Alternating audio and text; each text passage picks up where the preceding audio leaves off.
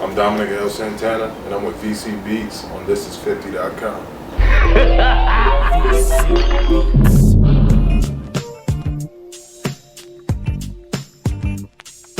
Big Suge.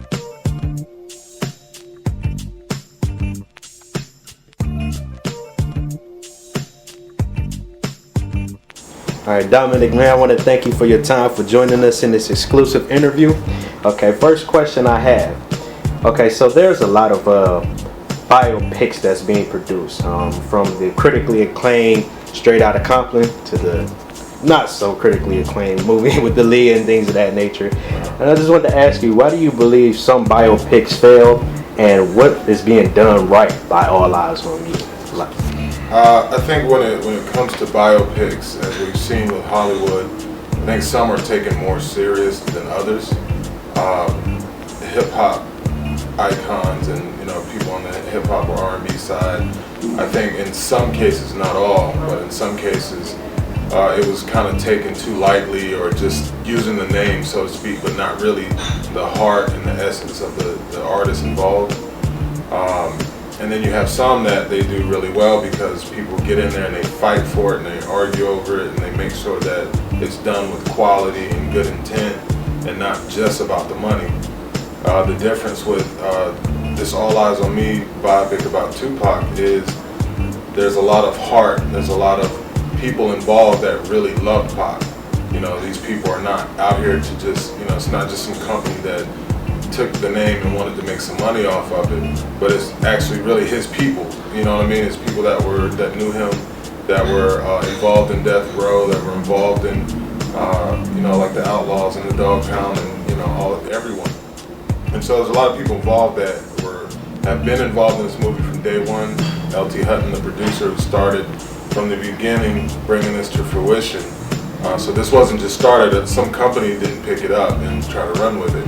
This was actually brought to a major studio, Morgan Creek, by somebody, who's been working on this for years. Before you start seeing all these other biopics coming out, he's been working on this for years. He's bringing a real authenticity, and there's people involved that really love Pac, and really wanted to see this be something, not just something that makes money, but something that the real fans of Tupac can have and enjoy.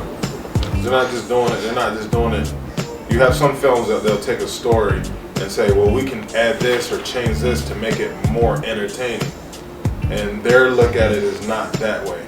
They're not like, no, we're not going to switch this or change that into something not correct just because it'll be more dramatic or more entertaining, or that's, some things it's like, hey, well, let's see if we can take this down or take it out, so it's not, because it's so intense, and it's like, no, that's what it really was. Right. This happened, and that's how we're gonna do it, and we're gonna show, it's gonna be part of the film.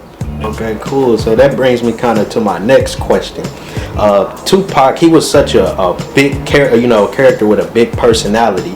You have the community activist who fights for social rights, Tupac, and then you got the one that the media accentuated, the gangster, aggressive Tupac, and then you got Suge Knight, the relentless, cutthroat businessman, who would hold the office up, and then you got Suge Knight, the one who would go back to the hood and give to the kids for Christmas and Thanksgiving. Right. So I want to ask you, with what information did you learn about Tupac and Suge that might not be public information?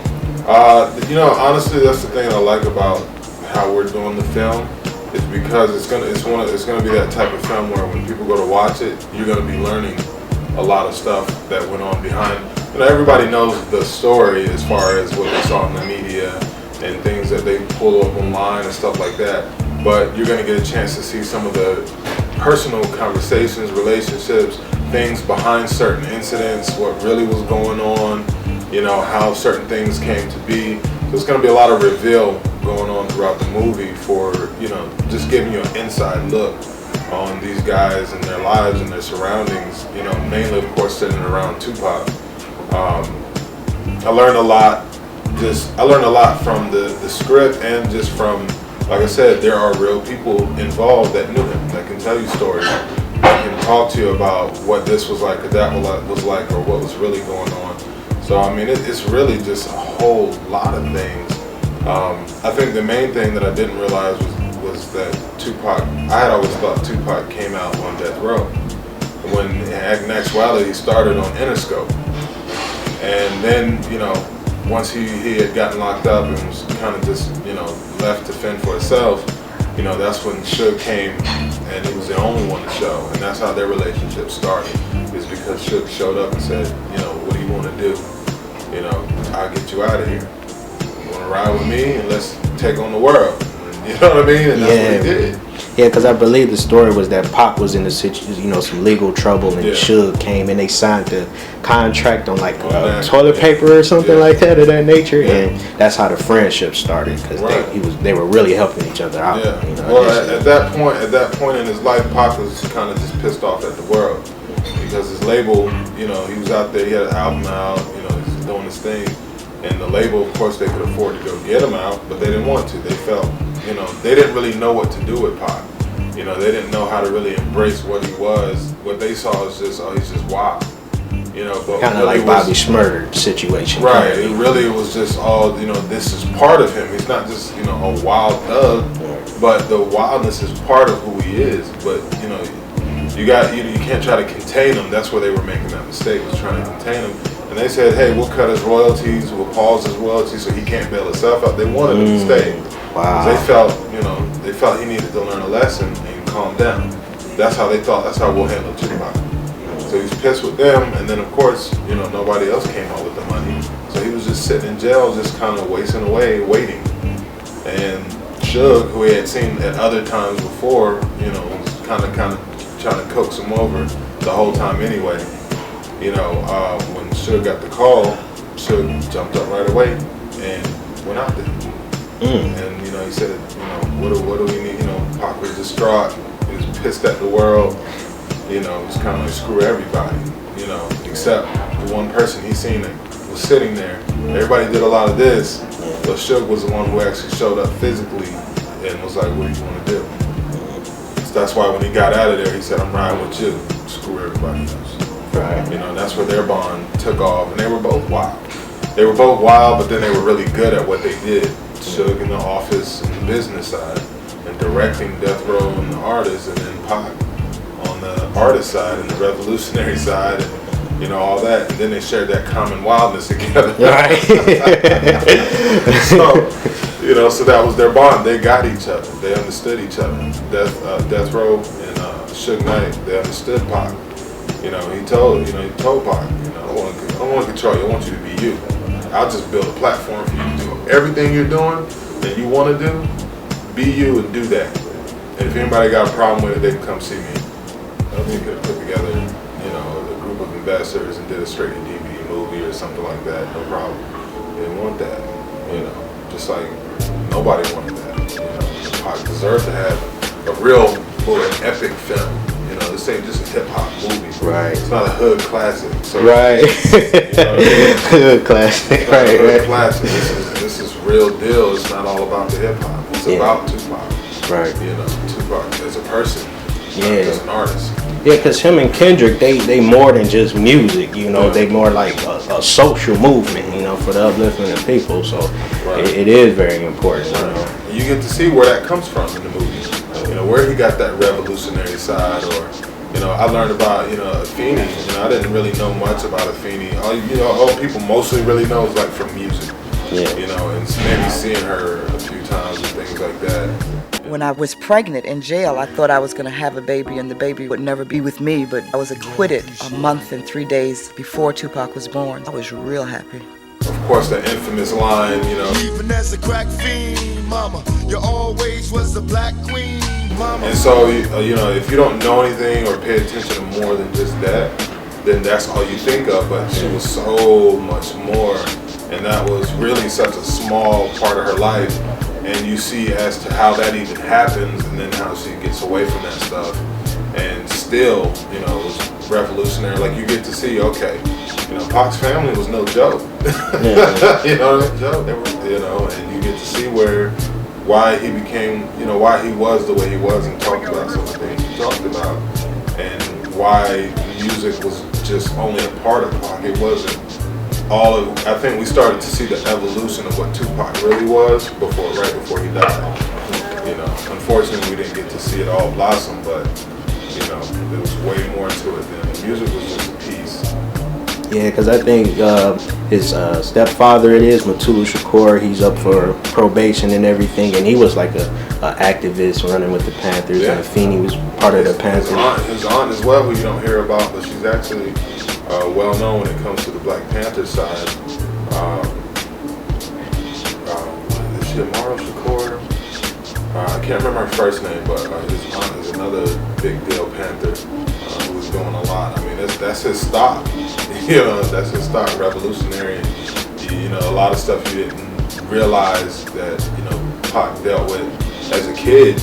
You know, seeing, you know, having to deal with the law enforcement or, you know, FBI and stuff when they were tracking the Panthers and, you know, all these things going on and whatnot that you get to see, like, oh wow.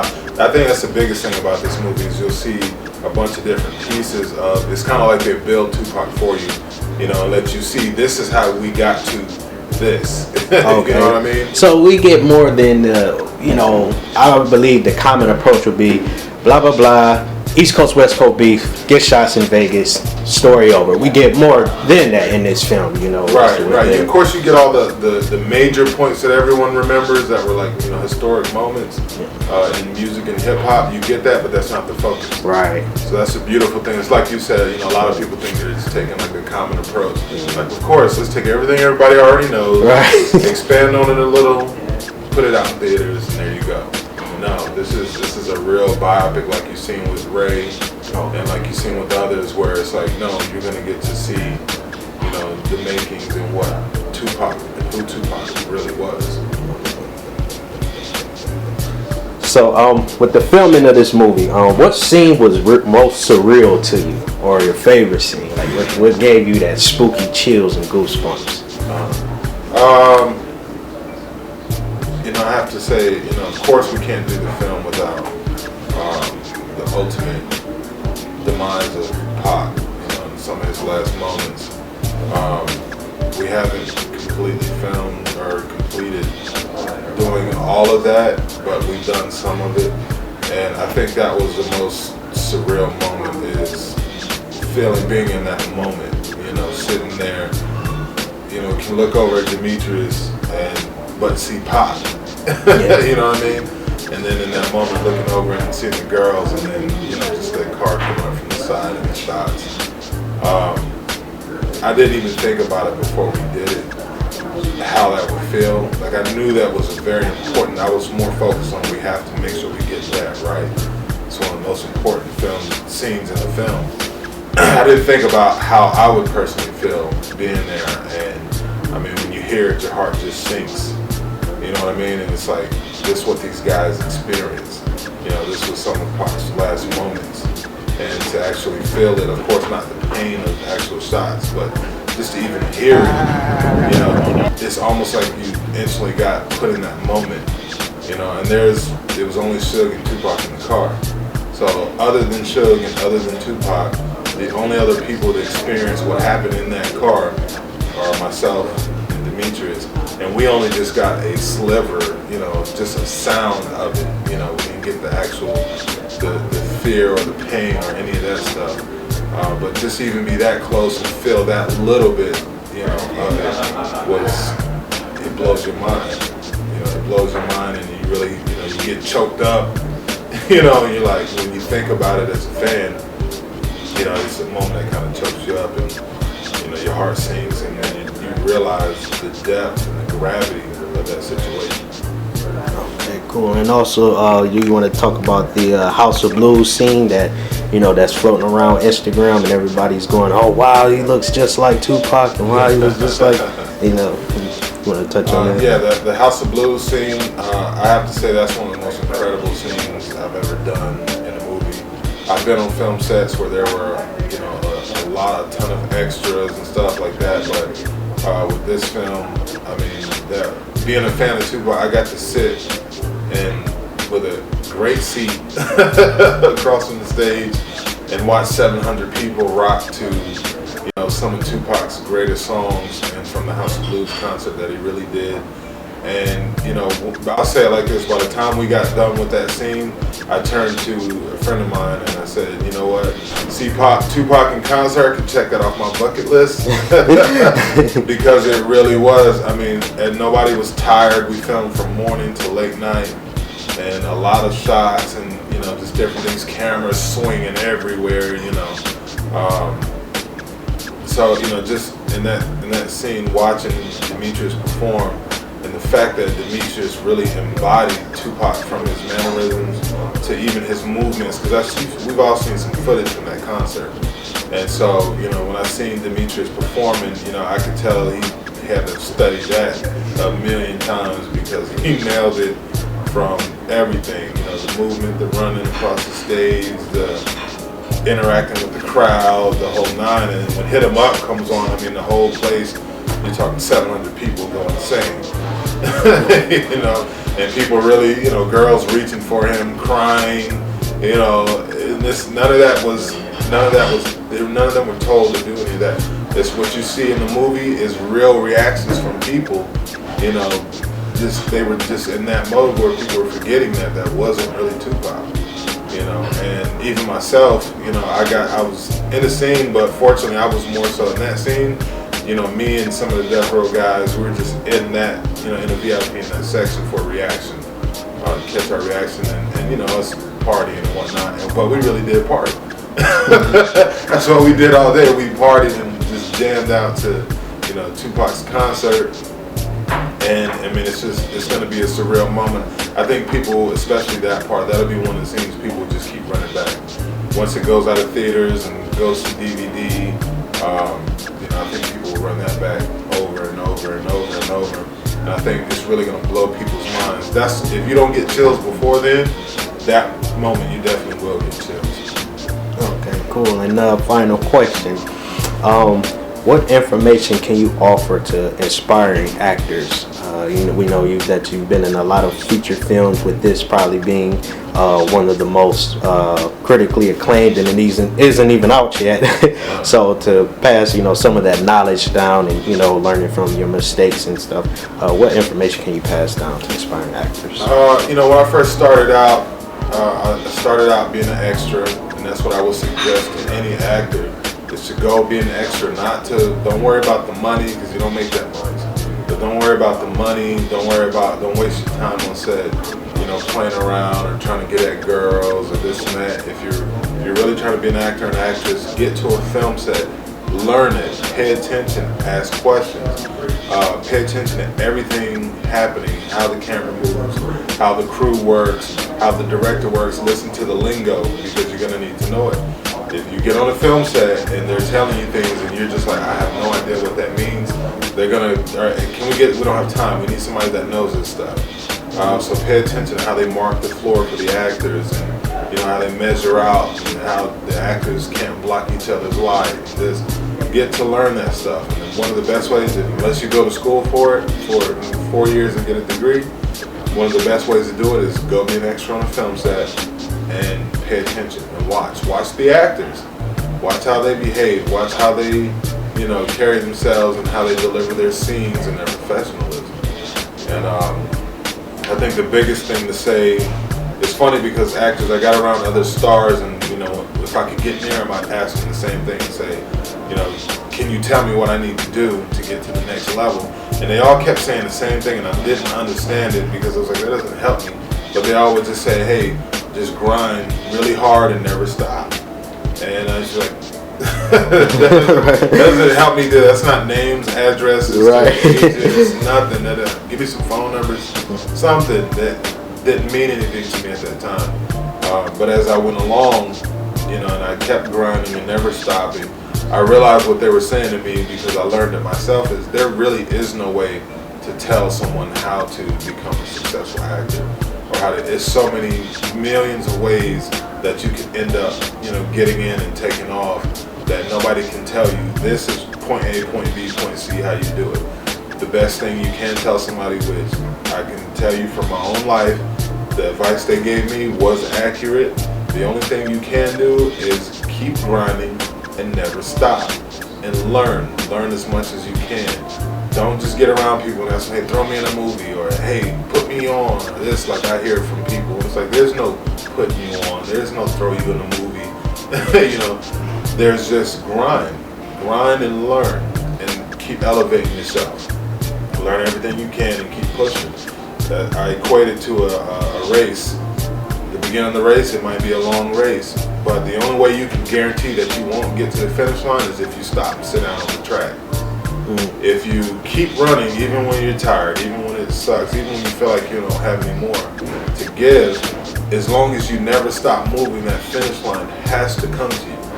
That's in anything in life. If your feet ever stop, you can guarantee yourself right then you've lost. But if you just, even if you don't know where you're going, just go. Just keep moving, keep moving, keep moving. The more you do things, the more you keep moving, the more you continue to elevate, opportunities will open up for you. It'll kind of blow your mind, because it's like, wow, the more you move, the more tenacity you have, doors will open. And then you walk through those doors, and then it's not over. You gotta work hard to get to the next level. And then same thing, you gotta work hard again to get to the next level. So just don't ever give up. It sounds cliche, but it's true. Just never stop, never give up, and never stop learning and bettering yourself. Learn your craft. It's just like anything. You want to get to this level, it's professionals on this level. You can't call yourself a pro anything unless you put that work in and paid your dues. So learn it, live it, and succeed at it. Be a pro. If you want to be a professional actor, carry yourself like a professional. Okay. And I kind of lied. This the real last question. Do we have to wait until 2017, or will we be getting things sooner than expected? I put it like this. I haven't heard any official word, so I can't lie to you and tell you, oh, it's gonna come out this. I know some things are floating around. Me personally, not because I've heard this, but me personally, with Pac's anniversary of his death coming up, I think that would be as epic as it gets. 20-year anniversary of his death and the All Eyes on Me album, right? Yeah. Okay, cool. Yeah. And so, I'd love to see that happen. That's my personal wish. Will that happen? I can't tell you. There's no official word yet. I'm sure, these guys, if we've all noticed this, I'm sure the guys in control of it have also noticed that that's coming up. But at the same time, one thing that I know about these guys it's got to be perfect. They're not short and Pac on anything. So if it's not perfect, they're not going to drop it at that time. They're not going to rush it and then put out a half product. So that's one thing I do know. If it's really ready by then it'll happen. If it's not perfect and ready and what Pac deserves, then it'll come out when it's ready and it's perfect like it should be. All right, thanks Dominic for your time in this VC Beats on This Is 50.com exclusive.